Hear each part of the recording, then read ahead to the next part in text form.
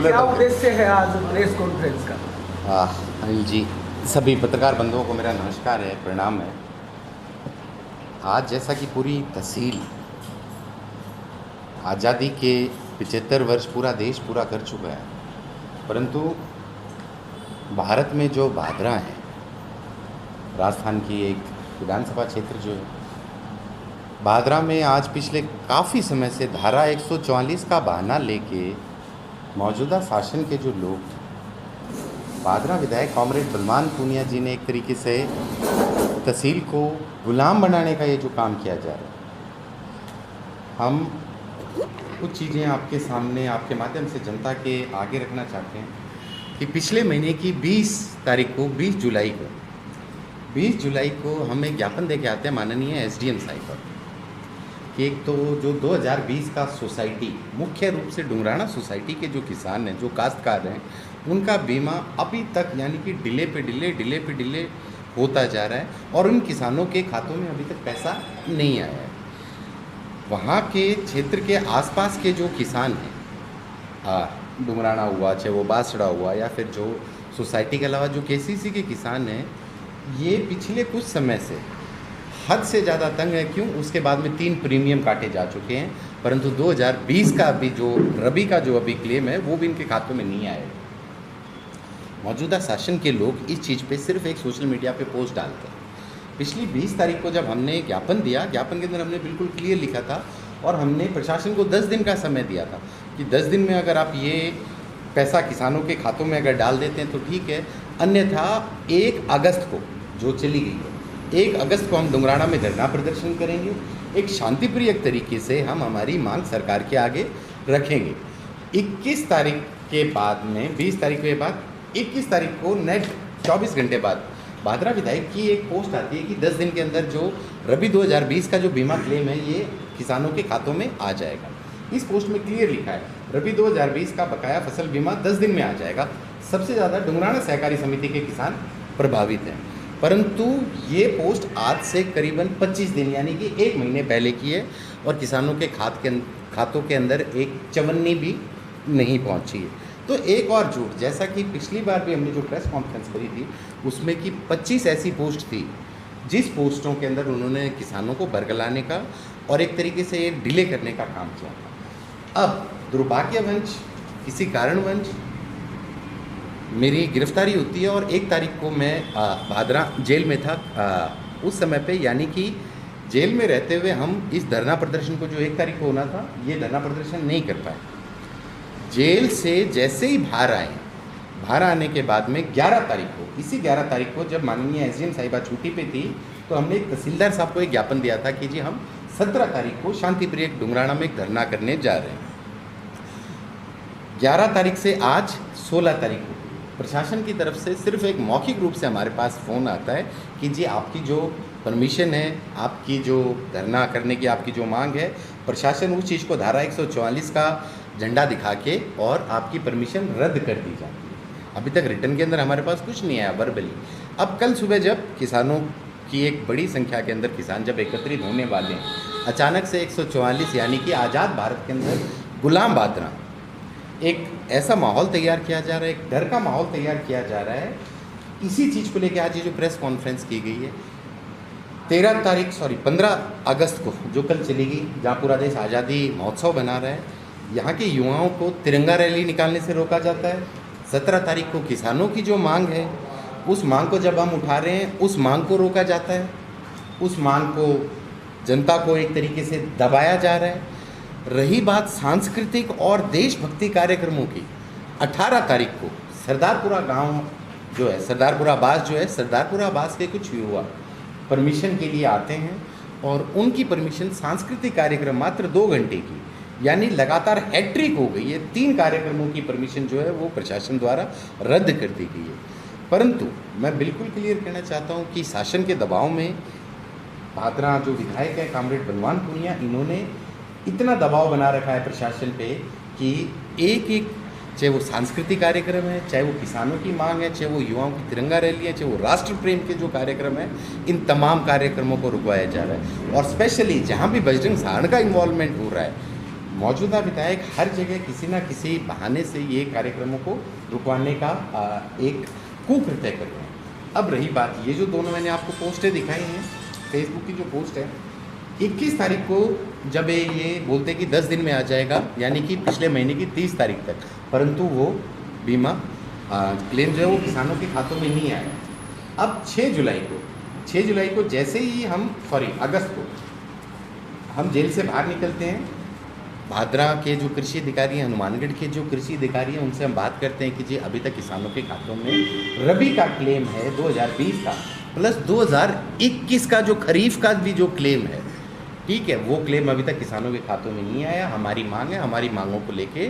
जो किसान वर्ग है वो डुंगराना में धरना प्रदर्शन करेगा। अब 3 दिन पहले माननीय विधायक जी की एक और पोस्ट आती है कि जी 1 से 2 दिन में किसानों के खातों में पैसा आना शुरू हो जाएगा, परंतु अभी भी किसानों के खातों में, मैं दोबारा कहना चाह रहा हूँ कि एक भी चवन्नी नहीं आई है। आज पूरी तहसील के अंदर एक डर का भय, एक ऐसा माहौल तैयार किया जा रहा है मुख्य रूप से कि सिर्फ कोई और अगर जनता के मुद्दों को लेके आ रहा है, किस तरीके से कानून का झंडा दिखा के, कानून का, संविधान का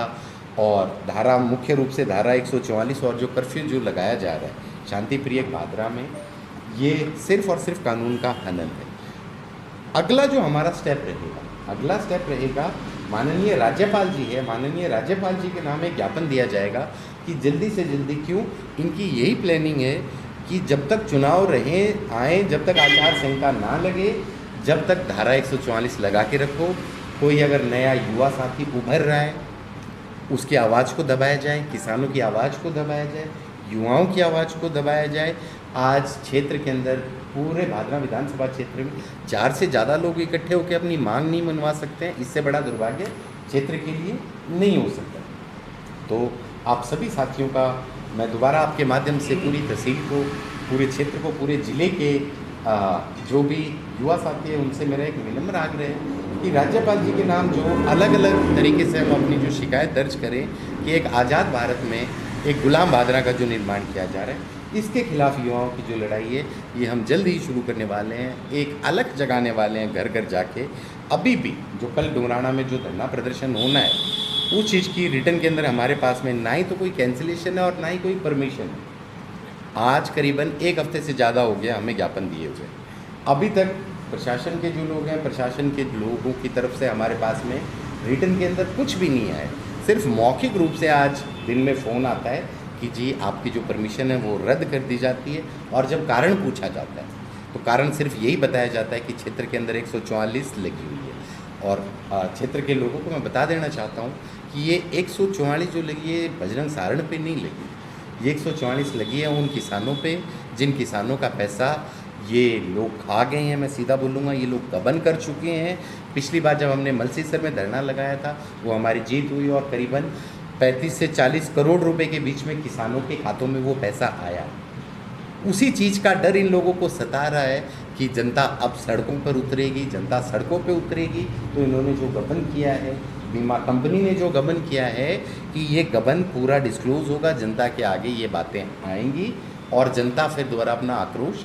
जाहिर करेगी। अगर अभी भी, हालांकि प्रशासन से लगातार बात हो रही है, अगर प्रशासन नहीं हमें अनुमति देता है तो घर घर जाके युवाओं में, किसान साथियों में, महिलाओं में एक जन जागृति का काम किया जाएगा, जिससे इनके जो काले कारनामे हैं वो घर घर जाके हम बताने का काम करेंगे। हर किसान के घर पे, हर दुकानदार, जो युवा वर्ग है, जो महिलाएं हैं, जो व्यापारी हैं, सबको कि किस तरीके से किसानों को, राष्ट्रवादी युवाओं को, किस तरीके से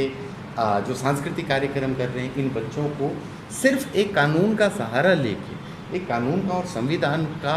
एक गलत तरीके से उपयोग करके और एक डर का जो माहौल बनाया जा रहा है, इस डर के खिलाफ हमारी लड़ाई कल से हम आगाज करने चाहिए। तो कल क्या डुंगराना में डेफिनेट आप सभा करने जा रहे हैं? बिल्कुल सभा करने जा रहे हैं। यदि अगर हमें प्रशासन इस चीज़ की अनुमति देता है तो ठीक है, नहीं देता तो भी हम जो किसान हैं वो अपना आक्रोश वहाँ व्यक्त करेंगे। सिर्फ वहाँ पर रैली करेंगे या धरना धरना लगाने की धरना धरना धरना अनिश्चितकालीन धरना, अनिश्चितकालीन। बिकॉज 2020 का बीमा नहीं आया अभी भी किसानों के खातों में, और 2021 का भी जो बीमा है, और मेन मुख्य रूप से हमारी मांग है, हमने पहले 20 तारीख को, पिछले महीने की 20 तारीख को, कि जो फसल कटाई है, फसल कटाई के आधार पर खरीफ 2021 का जो बीमा है वो आना चाहिए। क्यों? अभी सैटेलाइट के बिहाफ पे, सैटेलाइट से अगर ये बीमा जनरेट करने की, क्यों इनकी जो साजिश है, दिल्ली की जो पूसा रोड के ऊपर एक रिसर्च सेंटर है, इनको एक एप्लीकेशन गई है राजस्थान सरकार की तरफ से कि जी दोनों में, फसल कटाई आधार पर और सैटेलाइट दोनों में नुकसान कम है।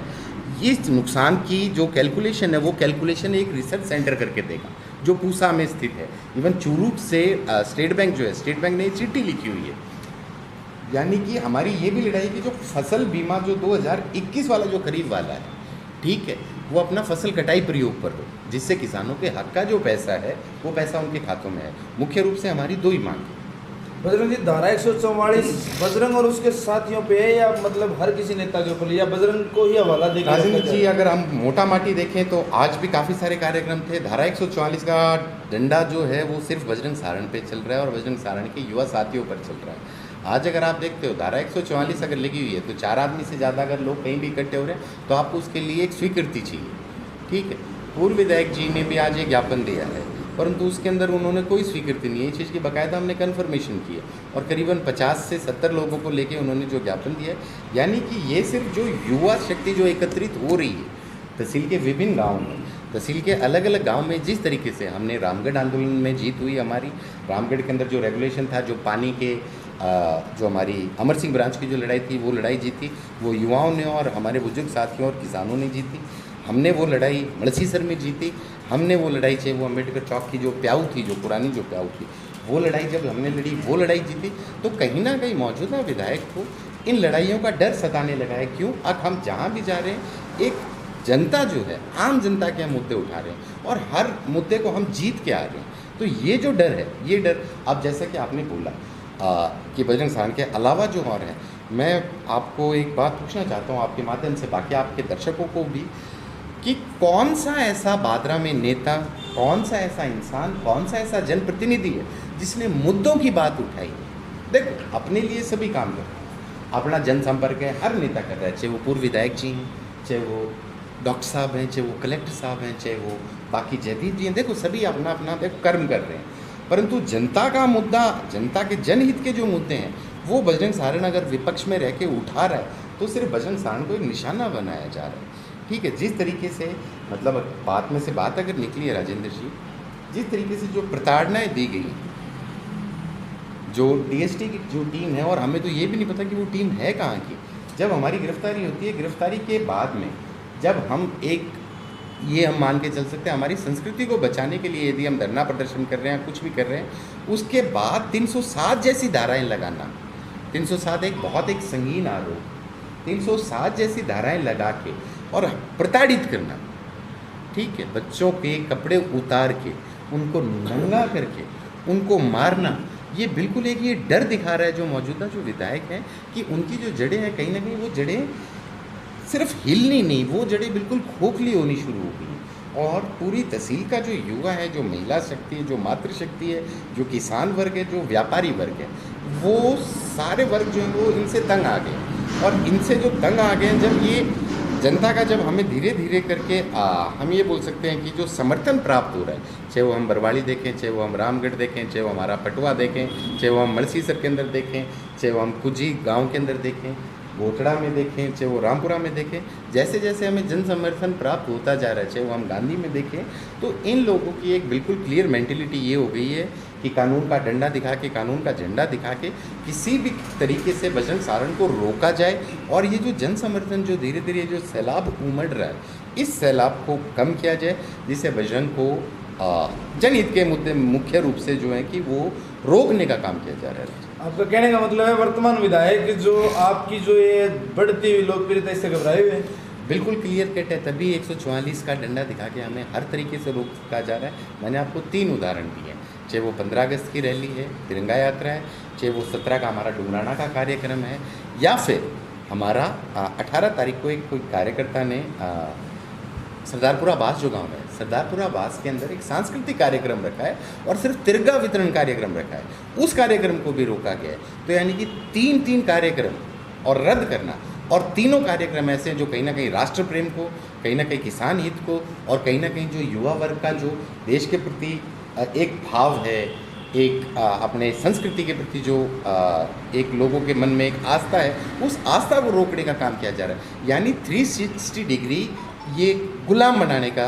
काम किया जा रहा है। आपको लगता है कि धारा 144 अब निकट भविष्य में जल्दी से हटने वाली नहीं है? जिस तरीके से अभी तक, क्योंकि आज भी धारा 144 लगे हुए, नेट 1 महीना 5 दिन हो गए, शायद श्रीनगर, कपुवाड़ा और बाकी जो घाटी के जो क्षेत्र हैं, शायद वहाँ पे भी इतनी पाबंदियाँ नहीं हैं अनिल जी जितनी आज अपने बादरा में है। और ये एक दुर्भाग्य है अपने क्षेत्र का कि हमने एक ऐसे प्रतिनिधि को चुना है जो पूरे क्षेत्र को एक तरीके से गुलाम। और देखो, धारा 144 लगा के आज आप किसी की विवाह शादी के लिए भी आपको परमिशन लेने की ज़रूरत है। आप किसी की कान मुकान जा रहे हो तो देखो जी, आने जाने वाला इंसान का नहीं पता, आप 5 आदमी अगर किसी के अगर बैठने जा रहे हो, आपको उस चीज़ की भी परमिशन लेने की ज़रूरत है। तो आप सोचो ना कि आज़ाद बात। सर आज करीब 5 समुदाय मतलब ग्रुप ने, जाति विशेष संगठनों ने, 5 संगठनों ने आज बाकायदा भारी संख्या में 4 से अधिक व्यक्तियों ने ज्ञापन दिया, तो जुलूस निकाला। तो वहाँ धारा 144 थी, तो आप आप भी दे सकते हो। आप यही बात नहीं, हमारा ज्ञापन तो है ही नहीं ना, है जी, हमारा ज्ञापन तो है ही नहीं। तो जो धरना प्रदर्शन है ये अनिश्चितकालीन किसानों की मांग है, हमारा ज्ञापन नहीं है। ज्ञापन तो हमने 20 तारीख को दे दिया, ज्ञापन हमने 11 तारीख को दिया। ज्ञापन देते हुए कोई नहीं रोक रहा है, परंतु जब हम किसानों की मांग सड़कों पर, पहले कहा कि मेरे लिए लागू है, अन्य लोगों के लिए नहीं है, बिल्कुल लोग तो धरना दे। यही बात मैंने बोली कि जनहित के मुद्दे बजरंग सारण के अलावा कोई और उठा भी तो नहीं रहे। नहीं, और क्या अपने घर के लिए मुद्दे उठा रहे हैं? किसने उठाया? आज जो 5 मुद्दे उठे हैं वो क्या व्यक्तिगत? जन साहब, में भी शायद आप मेरी बात को नहीं समझ पा रहे हैं। जो हमने 11 तारीख को जो हमने ज्ञापन दिया है, 11 तारीख को ज्ञापन दिया कि जी हम 17 तारीख को धरना प्रदर्शन कर रहे हैं, धरना प्रदर्शन की अनुमति रद्द कर दी गई है। 15 तारीख को जो रैली होनी थी, तिरंगा रैली, वो रद्द कर दी गई है। 18 तारीख को सरदारपुरा आवास तिरंगा रैली के लिए जितने भी निकाले उन्होंने क्या मंजूरी दी है? बिल्कुल। तिरंगा रैली के लिए तो पूरा स्वतंत्रता है। जब हमें जमानत मुचलके पे छोड़ा गया था, उस समय पे बिल्कुल क्लियर लिखा गया था कि आपको धारा 144 का पालन करना है, और मौखिक निर्देश थे प्रशासन के कि आप अगर किसी के भी सामाजिक कार्यक्रम में भी अगर जाते हैं, यानी कि अगर बजरंग सारण अगर कहीं 4 लोगों को लेके किसी कार्यक्रम में भी जा रहा है तो उसके लिए भी बजरंग सारण को परमिशन लेनी है जी। और उसके लिए करीबन 4 लाख रुपए का मुचलका साइन करवाया गया है, और 3 महीने की उसके अंदर बाकायदा क्लियर लिखा हुआ है कि अगर बजरंग को हम किसी भी तरीके से कानूनी रूप से अगर पकड़ने का काम करते हैं तो बजरंग को सीधा 3 महीने वापस अंदर डालने का एक इनकी सोची समझी साजिश हो रही है। बजरंग जी, जो गांधी प्रकरण के अंदर महिलाओं पे जो उत्पीड़न हुआ था, उसकी आज तक आवाज़ उठा, कहीं आवाज़ सुनाई नहीं दे रही है, क्या उस पर भी कोई अगेंस्ट कोई कार्रवाई होगी, काम उठेगी? जैसे कि राजेंद्र जी, उस समय पे शायद कुछ मीडिया पत्रकार बंधुओं ने भी जो महिलाओं पर जो अत्याचार हो रहे थे, उस चीज़ की मांग कई बार ज्ञापनों के थ्रू, चाहे वो गांधी के कुछ युवा हैं, उन्होंने भी इस चीज़ की मांग रखी है। और माननीय राज्यपाल जी को भी हम इसकी पूरी एक ब्रीफिंग जो है वो ब्रीफिंग प्रेजेंट करने वाले आने वाले निकट भविष्य में, कि जो एक्चुअल में जो घटना हुई है, लेडीज़ पुलिस नहीं है परंतु वहाँ पे महिलाओं पे लाठीचार्ज हो, महिलाओं के साथ बदतमीजियाँ हो, किसी महिला के तो घर पे जाके भी जबरदस्ती, महिलाओं का वो बात है कि गला पकड़ के और घसीटा जा रहा है। ठीक है, तो ये कुकृत्य है, ये सीधा कहूँगा कि ये जो कुकृत्य हुए हैं, एक एक चीज़ की, देखो जी, प्रशासन हमेशा शासन के दबाव में काम करता है, ठीक है, तो ये शासन के लोगों का ही प्रेशर रहा होगा जिस वजह से ऐसी घटिया हरकत जो है वो अपने तहसील में, अपने बादरा क्षेत्र के अंदर हुई। जिन महिलाओं के चोट लगी है, क्या उन महिलाओं से मुलाकात करी है? अभी हमारा तो गांधी जाना ही मना है सर हमारा। आप जब गांधी गए थे बजरंग जी, उस टाइम में, क्योंकि शुरुआत में आप नहीं थे, लेकिन उसके बाद में आपकी जैसे एंट्री हुई और वो बलपूर्वक खदेड़ दिया गया उनको, शरणार्थियों को, और आपको गिरफ्तार किया गया। जनता ये जानना चाहती है कि आपको कितनी भारी प्रताड़नाएं दी गई। हाँ जी, जैसा मैं बताता हूँ, कोई भी जो आंदोलन होता है, मैं दोबारा आप क्लियर कर देना चाहता हूँ तहसील के साथियों को, आंदोलन किसी नेता का आंदोलन नहीं होता, आंदोलन हमेशा जन आंदोलन होता है। और ये जो आंदोलन जिस तरीके से 4 दिन में 5000 लोगों की भीड़ आई, वो जन आंदोलन था, और जन आंदोलन को लाठी के दम पे बलपूर्वक शाम को खदेड़ दिया गया। ठीक है। अब उस जन आंदोलन को जिंदा रखने के लिए हम सिर्फ धारा 144 की पालना करते हुए हम सिर्फ 4 लोग गए थे अनिल जी, और मेरे साथ में जो गिरफ्तारियां हुई हैं वो 4 ही लोगों की गिरफ्तारियां हुई कि जी हम 4 लोग बैठेंगे, हम 144 का पालन करते हुए। ऐसा नहीं है कि हम कानून के खिलाफ हैं या फिर हम कानून के सामने लट से लट बजा के एक बार कि हाँ जी हम 4 ही लोग गए हैं, हम 4 लोग वहाँ पे उस जो लोगों की जो भावना है उस भावना को जिंदा रखें, हम 4 ही लोग वहाँ पर धरने पर बैठे हैं। उसके बाद में ये सब जो कुकृत्य है कि ये सोची समझी साजिश के तहत, और जैसा आपने अभी पूछा कि जो प्रताड़ना है अनिल जी, सही बात बताऊँ तो तहसीलदार रात में पैर तो ये भी घड़ाई खुड़ा है। और रही बात प्रताड़नाओं की, शायद उस समय पे ऐसा फील हो रहा था, ऐसे गिल्ट फील हो रहा था कि जिस आज़ाद भारत की हम बात कर रहे हैं, जिस आज़ाद भारत की बात कर रहे हैं, उस आज़ाद भारत में कानून, शासन, प्रशासन, संविधान ये सिर्फ एक कोरे कागज़ की तरह हैं। युवा बच्चों को नंगा कर करके उनके, मेरे साथ हुई अगर मैं बताऊं कि मुझे नहीं पता वो लोग कहाँ के थे, हाथ और पैर बांध के प्रताड़ित करना, डंडे, पटे और उसके अलावा शरीर के हर हिस्से के बाल नोच देना, ये कहाँ का आज़ाद भारत। ठीक है, आप 1-1 क्विंटल के लोगों को, वही बात है कि आप एक नंगे बदन पे, हाथों पे, पैरों पे और पेट पे चढ़ा दोगे तो आप उस क्षेत्र में, मुझे नहीं लगता कि न्याय की उम्मीद आप ऐसे लोगों से कर सकते हो जो शासन में बैठे हैं। ये लोग तो कोर्ट में आपको पेश किया गया था जी, तो उस